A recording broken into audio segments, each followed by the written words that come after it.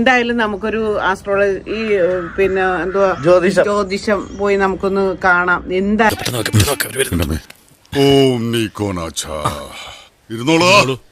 നിങ്ങളും ഇരുന്നോളിക്കോളുക. ചെറിയ കാര്യം എനിക്ക് സത്യം പറഞ്ഞ ഫ്രാങ്കില് എനിക്കത് ഒരു വിശ്വാസമില്ല.